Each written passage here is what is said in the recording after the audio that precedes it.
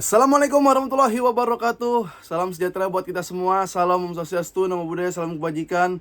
Balik lagi di channel YouTube Afif Safif, pakar bola mengomentari sepak bola dengan kebahagiaan. Sebahagia kita melihat Barcelona memenangkan pertandingan dengan ugly win dengan skor 1-0 dilesatkan oleh Robert Lewandowski. Barcelona akhirnya berhasil menang berhadapan dengan Deportivo Alaves. Nanti gua akan bahas Barcelona, tapi juga mau infoin sedikit bahwa ada juga Arsenal yang mencabik-cabik, mencincang-cincang, merusak, memporak-porandakan pelatih kayak taktik, yaitu Manchester City yang dinakodai oleh Pep Guardiola dengan skor 4-1 di Emirates Stadium. Sekali lagi selamat buat fans Arsenal, selamat buat fans Barcelona, semangat buat kita semua, oke? Sebelumnya gue mau ngucapin terima kasih dan jangan lupa absen-absen dulu buat kalian yang selalu nonton video ini dari Sabang sampai Merauke, seluruh Indonesia, dari luar Indonesia, dari Malaysia ya, yang akhirnya order dari merchandise pakar bola ya, El Clasico, Super Copa. Terima kasih, semoga semua dalam keadaan sehat. Yang lagi sakit dengan penyakitnya, yang temannya masih punya atau nyangkut utang dibayar utangnya, yang lagi sekolah, lagi kuliah, semoga dapat nilai yang bagus biar diterima di universitas atau dari ke kantor yang kalian inginkan. Oke. Barcelona menang 1-0 berhadapan dengan Deportivo Alaves di Olympic Stadium.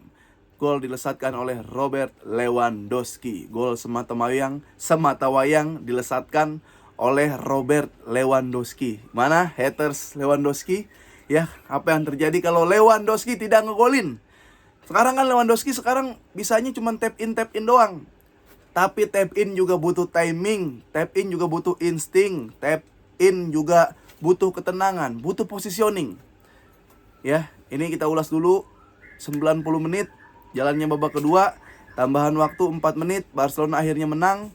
Gol Robert Lewandowski itu melalui deflect, umpan dari Ferran Torres ke Lamine Yamal, langsung di tendangan salto ya oleh Yamal. Setelah itu mengenai atau menyentuh badan dari pemain Deportivo Alaves, akhirnya bola mental dan Lewandowski bisa memanfaatkan deflect tersebut hingga menjadi gol. Nah, ini gue ngerasa kalau nggak ada insting striker, kalau nggak ada feeling sebagai striker yang tajam, Lewandowski nggak bakal berada di posisi tersebut. Lewandowski nggak bakal bisa mencetak gol. Kalau dia nggak bisa menebak arah bola kemana, ya kalau dia bukan nomor 9 yang bagus, belum tentu itu bisa menjadi gol dan belum tentu itu bisa membuahkan kemenangan buat Barcelona pada match tadi. Ya. Oke, kita mulai review pertandingan Barcelona 4-2-3-1. Ada beberapa pergantian cepat ya. Di belakang ada Szczęsny yang sekarang menjadi kiper utama. Szczęsny ya. Alam semesta bilang Buffon aja kegeser, Alisson Becker aja kegeser, apalagi Inaki Peña. Maksud gue gini, ini kalau emang bener Inaki Peña kegeser, keren banget sih ini si Szczęsny. Karena gini, lu kalau pas main di Roma atau pas main di Roma, di Juventus, mereka kan nggak build up pelan-pelan ya, kadang direct, kadang nggak mementingkan ball position gitu. Walaupun di Arsenal ya adalah build up pelan-pelan, mirip-mirip Barcelona gitu. Cuma pas sudah pindah ke Liga Italia, dia bukan goal playing keeper, bukan kiper yang bisa passing, bisa tenang di belakang, bisa long pass dengan akurat, enggak. Tapi kalau bisa dia sampai menggeser Szczęsny, wah ini gokil juga nih kiper. Karena apa? Menurut gua, Szczęsny bisa long pass akurat pakai kaki. Ini orang pakai tangan. Ini orang pakai tangan dan tingkah lakunya ada aja. Walaupun Szczęsny ini berarti dari 7 match Barcelona 6 menang. 6 kali menang. Agak jimat-jimat juga nih orang nih. Jadi ada aja tingkah lakunya, karena memang dia nggak ngerti positioning sebagai goal playing keeper. Kadang majunya kurang tepat, kadang mundurnya kurang tepat, kadang kontrolnya bikin deg-degan. Jadi Szczęsny ini gue sih terhibur ya. Kalau emang kita ngincer sepak bola terhibur, Szczęsny lah orangnya ya. Dan lemparan dia ke Lamine Yamal ketika di momen udah unggul, terus menit ke 70-an, Pedri bilang tenang Szczęsny gak mau tenang, dilempar bola ke Lamine Yamal setengah lapangan, jauh banget lemparannya, sambil jatuh, di replay terus lagi sama La Liga. Gue sih menyenangkan ya dengan hadirnya Szczęsny, walaupun ada beberapa yang kalian nggak setuju gitu dengan Szczęsny sebagai kiper. Ya gue masih seneng sejauh ini karena ya udah masih menang-menang aja ini ketika ada Szczęsny. Nah, itu di lini belakang. Nah, yang jadi masalah adalah duet central back. Pertama yang main tuh Cubarsí dan Araujo. Ya, kapten nih Araujo. Di sebelah kanan Konde, sebelah kiri si Balde. Jadi gini, seperti yang gue katakan, kalau berperan central back ini sebagai stopper libero, sebenarnya itu memang cocok antara Araujo dan Cubarsí. Ya, jadi stoppernya nih Araujo nih, dia paling belakang, clearance, patah-patah, tackle. Ya biar Cubarsí ntar libero, dia agak majuan dikit, dia ngumpan-umpan. Cuma permainan Barcelona sekarang itu kan high defensive line, butuh konsentrasi, butuh ketenangan, butuh kestabilan di lini belakang. Karena apa? Kalau main high defensive, orang belakang nih harus emang central back, orang belakang nih emang harus si stopper. Gunanya apa? Biar mau bikin offset trap. Bikin offset trap. Dia harus ngeliat kiri kanan. Bahkan fullback kiri kanan juga dia harus memantau nih CB-nya kayak gimana nih. Jangan sampai dia ada di belakang CB. Karena sebagai orang terakhir, dia harus kuat komunikasi, dia harus kuat menjadi komando di lini belakang. Araujo adalah orang yang harus teriak naik. Araujo adalah orang yang harus teriak turun. Araujo adalah orang yang harus teriak offset. Araujo sebagai back 1 lawan 1 jago, bola atas jago, intercept jago, tackle jago. Cuma untuk menjadi komando di lini belakang, kalau dia berperan sebagai stopper, gue masih deg-degan. Kenapa? Kadang dia terlalu bawah. Kadang ketika offside mungkin biasa Cubarsí Inigo atau Cubarsí Eric barengan tuh naik. Nah, naik semua. Offside terjadi. Ini kan gue agak deg-degan nih posisinya si Araujo gitu. Kayak belum terbiasa bermain high defensive line. Itu. Jadi menurut gue Araujo back bagus, duel bagus, intercept bagus, 1 lawan 1, tackle bagus. Cuma untuk bermain dengan gaya seperti sekarang ya, gayanya Hansi Flick, high defensive line atau offside trap, itu agak susah tuh. Ya, takutnya ntar dia masih nyisa di belakang nggak offset gitu. Itu yang terjadi untuk Ronald Araujo. Makanya ketika di kartu kuning terus diganti sama Eric, ya udah stabil lagi, udah main pelan lagi. Cuma Eric kadang satu lawan satunya kita kan belum pernah lihat dia 1 lawan 1 gimana. Gue juga belum pernah lihat dia tackle, dia bikin takut lawan. Enggak, Araujo punya. Cuma itu aja, dia nggak punya passing. Kalau nggak apa-apa passing nggak punya, lu bisa ngoper ke Cubarsí. Tapi awareness defense ketika mau bikin offset trap atau bikin high defensive line-nya ini yang nggak ada si Araujo. Itu ya. Jadi itu ya teman-teman, tugas stopper adalah ini sebagai orang paling belakang ngelihat garis nih, dia orang paling terakhir. Kalau lu mau perangkat offset, justru komandonya dari dia. Nggak bisa Konde yang teriak naik, nggak bisa karena dia back, full back, dia ada di pinggir, dia harus ngelihat ke tengah nih yang bikin komando. Secara scanning kan lebih kelihatan nih visualnya nih dari paling belakang. Itu ya Araujo. Konde aman, Balde aman, dia udah mulai kayak wing dia udah main kayak flank dia. Udah bisa gocek, kadang lebih lincah dari Rapinya gocekannya si Balde nih. Nah, tengah ada Casado Pedri bisa ngelit ya, leading the game dia bisa. Dia bisa membaca permainan. Casado ini orang yang Spartan nih, warrior ya, tackle sono, tackle sini, naik turun gitu.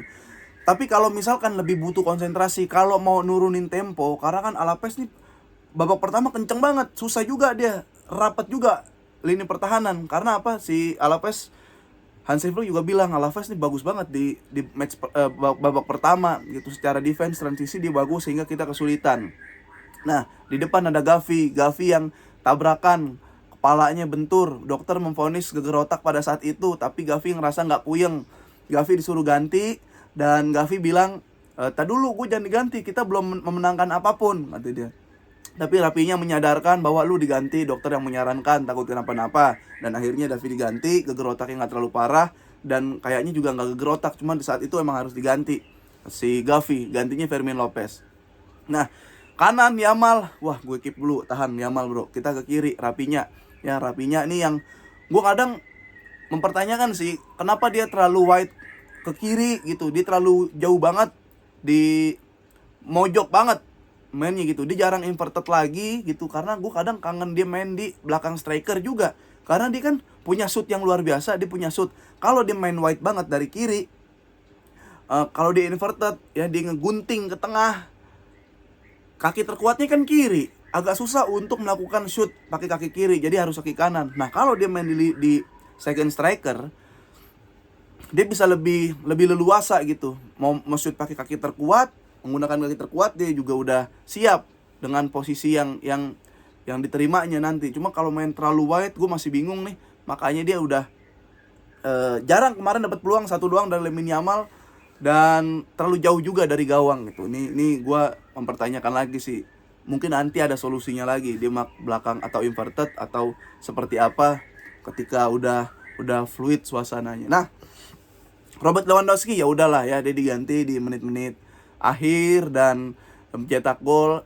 Kadang kan kita juga butuh bro pemain. Lu mau bilang Lewandowski kakek-kakek, lu mau bilang Lewandowski udah habis, toh kita butuh. Kalau dia nggak golin, Barcelona nggak menang.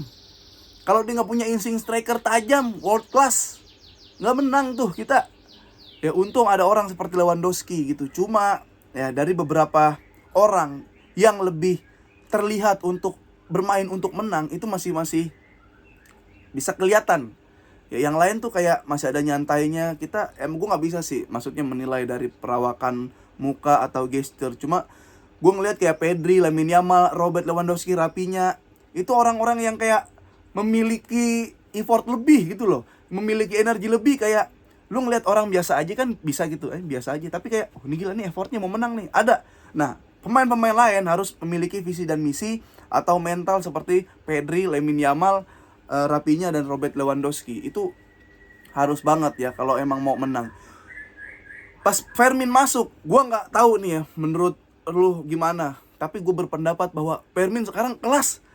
Gue kadang kelihatan Fermin kalau palanya nggak bule, ya itu kita susah bedain tuh mana Fermin mana Pedri tadi match itu.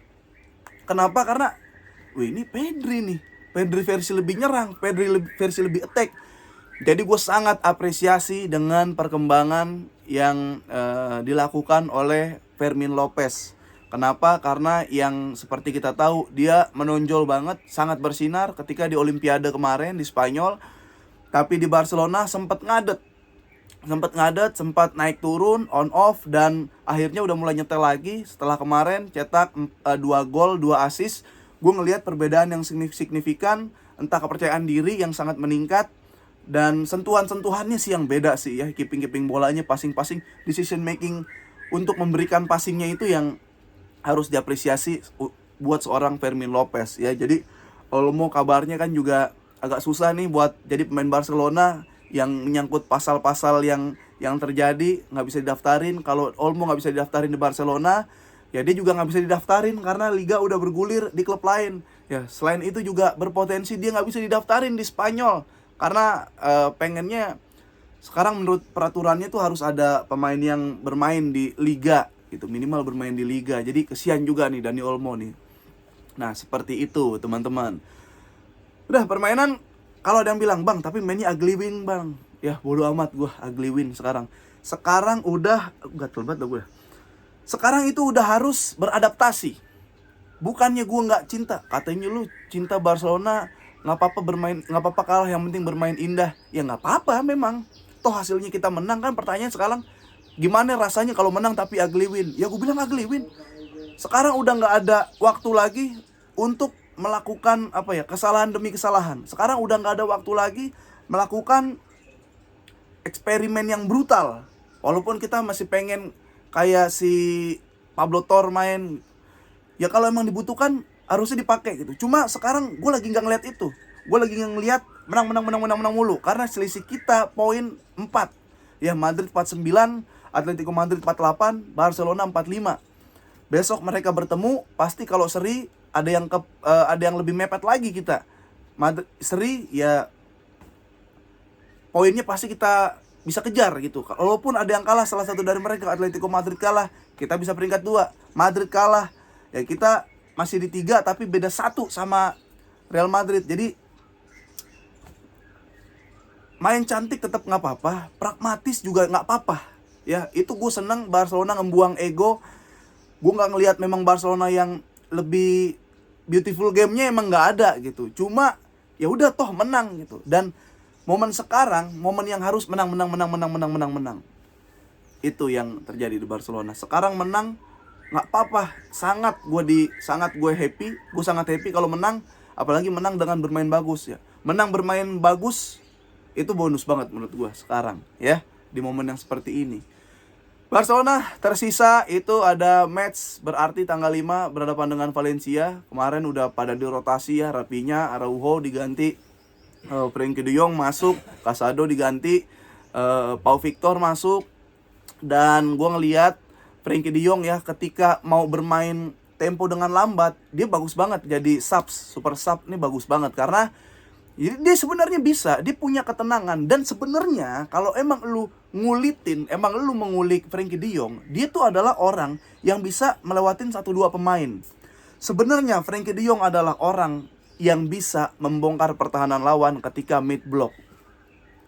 Frenkie de Jong adalah orang yang bisa melewati lawan ketika di press tinggi. Kenapa? Karena dia sebenarnya punya kecepatan. Lu kalau nonton TikTok gua, jadi TikTok dan nih, lu nonton short video gua, itu ada pemain Barcelona semua adu sprint. Lu tahu kan Dembele kencengnya kayak gimana saat itu? Dembele sama De Jong, kencengan De Jong. Jadi yang bikin gue sebel sama De Jong, ya sekali lagi gue katakan, yang pertama ya, terlepas dari gaji yang tinggi, dia tuh nggak mau memaksakan buat capek. Itu gue kan nggak pernah bilang De Jong pemain jelek, nggak pernah. Cuma gaji terlalu tinggi, kontribusi nggak ada. Nah, tapi Frenkie de Jong sebenarnya orang yang bisa keluar dari pressing, orang yang bisa melewati 1-2 pemain. Ya, dia buat tim-tim yang ketika kita lagi butuh membongkar mid block aja lah, low block belum tentu. Dia orangnya. Gitu. Kalau misalkan back kita nggak bisa direct pass, direct ball, long ball, kiper kita nggak bisa long ball, butuh 1-2 pemain yang harus meliuk-liuk lewatin satu pemain, ngebongkar save dari lawan. Nah, Frenkie de Jong bisa. Jadi makanya dia kelihatan bagus semalam. Yang gue nggak suka adalah dia nggak mau capek aja. Itu ya. Pedri main yang nggak seperti Pedri sebelumnya, tapi it's okay. Menang ya. Lawan Sevilla minggu depan. Sevilla sekarang lagi nggak terlalu bagus, dia ada di peringkat 12. Lalu ada derby Madrid. Ini yang berpotensi kita untuk mepet 2 Madrid yang lagi di peringkat 1 dan di peringkat 2. Ya ini serulah Sevilla. Nanti playoff juga bakal seru. Gitu aja teman-teman. Pertandingan yang sangat sebenarnya membosankan gitu. Cuma ya nggak apa-apa kalau menurut gua. Kalau menurut kalian gimana guys? Jangan lupa di komen di kolom komentar pendapat kalian. Dan jangan lupa, ini gua mau ngasih tahu lu, gua akan update berita seputar Timnas Indonesia. Ya, kita kawal Timnas Indonesia. Kalau bisa ya syukur-syukur sampai Piala Dunia. Oke? Gitu aja. Jadi lu jangan cuma nonton gua ketika bahas La Liga atau Barcelona doang. Lu nonton juga ketika gua bahas nanti akan ada info-info menarik seputar Timnas Indonesia di tangan Patrick Kluivert dan jajaran. Dan ya mungkin gue juga bahas Liga Inggris. Dan ingat sekali lagi ya, mulai pertengahan Februari request kalian mudah-mudahan terpenuhi. Dari grafisnya, dari potongan video, dari editan video ini, dan dari studio juga pasti akan beda. Oke? Sehat-sehat selalu Pakar Bola, Karbol Mania. Terima kasih yang udah nonton video ini, like, komen, dan subscribe, dan berargumen. Sangat nggak apa-apa. Dan terima kasih yang udah order merchandise dari Pakar Bola. Lamine Yamal, Barcelona mengubur Madrid di tanah Arab. Yang udah nyampe paketnya, udah ada beberapa yang laporan ke gue. Terima kasih, semoga suka, dipakai, di posting. Jangan lupa nanti gue repost. Oke? Vamos!